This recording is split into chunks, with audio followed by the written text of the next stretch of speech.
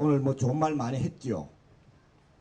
근데 뭐 국정원이 여러 가지 지금 만행, 악행들을 계속해 왔는데 뭐 요약하면 어떻게 해야 되느냐. 첫 번째는 철저한 진상규명돼야 되겠죠. 그 다음 책임자 처벌해야 되겠죠. 그 다음 재발 방지를 위해서 해체 수준의 국정원 전면개혁 해야 되겠죠. 해체 수준의 국정원 전면개혁이라 하면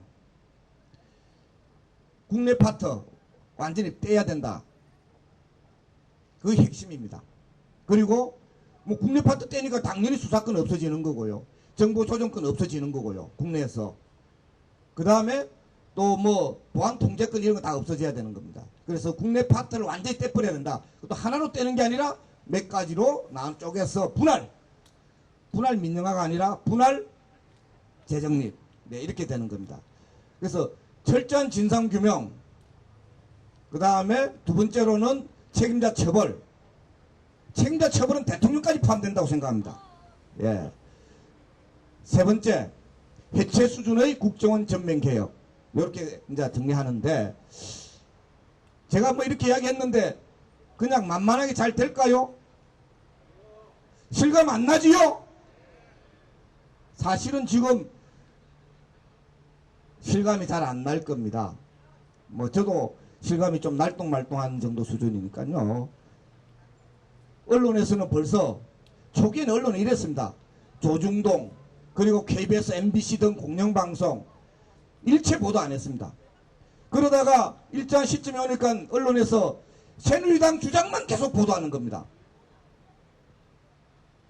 그러다가 지금 와가지고 대충 끝내자 이러고 있는 겁니다. 이대로 놔두면 그냥 대충 끝나는 겁니다.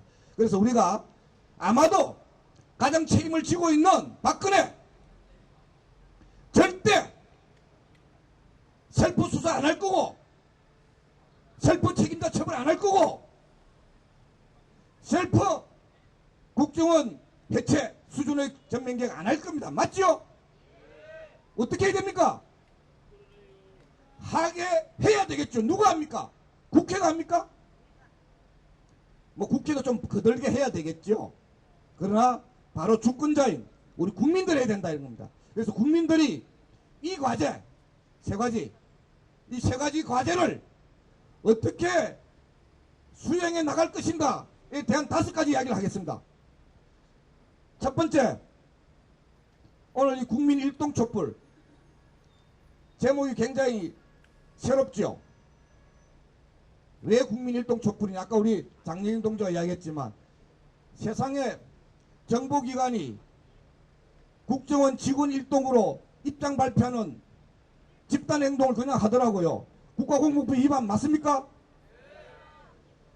국가정보원법 위반 맞습니까? 예. 그래서 우리는 국민일동으로 가자. 그래서 촛불 이름을 국민일동 촛불로 이렇게 하기로 했습니다.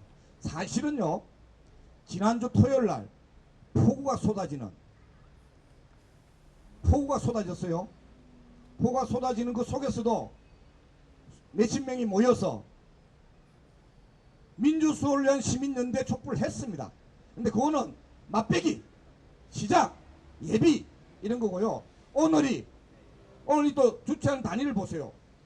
국정원 국민해킹 사찰 대응 시민사회단체 일동. 우리 일동을 좋아하는 겁니다.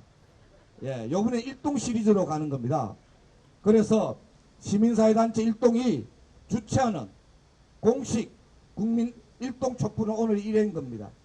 그 지난주에 맛배기로 몇십 명 모였으니까 이번에는 몇백 명 모이고 그 다음에 몇천 명 모이고 그 다음 몇만 명 모이고 몇십만 명 모이고 그럼 해결되겠죠? 근데 당장은 잘 안 되죠. 그래서 차근차근 되게 하자. 되는 방법들 함께 논의하면서 함께 지혜를 모아가면서 함께 작은 실천이라도 하면서 큰 흐름을 겨울물이 모여서 시냇물이 되고 시냇물이 모여서 강이 되고 강이 여러 개의 작은 강이 모여서 대하를 이루어서 바다로 가는 겁니다. 자, 모아 나갑시다. 앞으로 국민촛불 계속해 나갑시다. 이게 첫 번째입니다. 두 번째, 아까 우리 이호종 교수도 말씀하셨지만 뭐 진상규명해가지고 처벌할 거리가 굉장히 많을 겁니다. 근데 너무 복잡해요. 근데 간단 명료한 거는 당장 현행실정법으로도 저들이 위법한 범죄행위를 했다는 겁니다.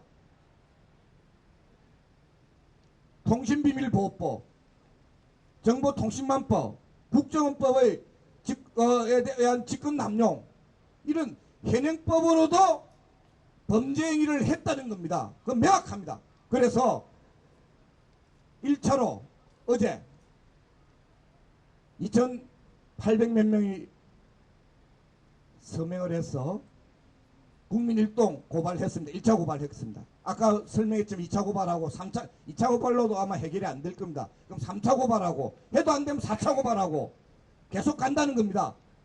그래서 국민일동 고발 두 번째 우리의 과제입니다. 맞습니까? 세 번째 과제가 있습니다. 이건 아직 아이디어 차원이고 시작 차원인데요. 다들 자기 핸드폰, 자기 PC 오염됐는지 안 됐는지 굉장히 걱정되고 궁금하죠? 그래서 국민 백신 제작 사업을 진행하자 이겁니다. 이미 오픈넷, 진보네트워크, 뭐 P2P 뭐 이런 세계단체가 준비를 해서 현재 베타 버전을 거의 만든 상태입니다. 아마 곧 발표가 될 겁니다. 어제 발표되는 줄 알았는데 약간 좀 더 걸릴 것 같습니다. 그래서 국민 백신, 근데 베타 버전 갖고 안 됩니다. 이거는 오픈 소스 방식으로 가는데요. 계속 여러 사람들의 집단적인 전문가들의 노력이 붙어져야 되고요. 또 그러기 위해서는 일정한 아마 펀딩도 돼야 될 거라고 생각합니다. 그 소셜 펀딩을 통해서라도 국민 백신 만들어 가자 이런 겁니다. 이 세 번째 과제입니다. 네 번째, 사실은 이런 건 누가 해야 됩니까? 보안업체들이 해야 되겠지요. 그런데 또 그 관계되는 통신업체들 해야 되겠지요. 하고 있습니까? 하고 있습니까? 대답이 없네. 몰라요? 예, 안 하고 있습니다. 그래서 네 번째, 소비자 행동 하자는 겁니다. 통신업체들, SK, 지금 뭐 IP 몇 개 확인됐는데도 계속 더듬수 놓고 있잖아요. 더듬수. 맞아요? 뭐 어쩌고 하면서 더듬수 놓고 있어요. 소비자에 대한 예의가 아닙니다. 세부자에 대한 도리가 아닙니다. 소비자에 대한 의무를 이행하지 않고 있는 것입니다.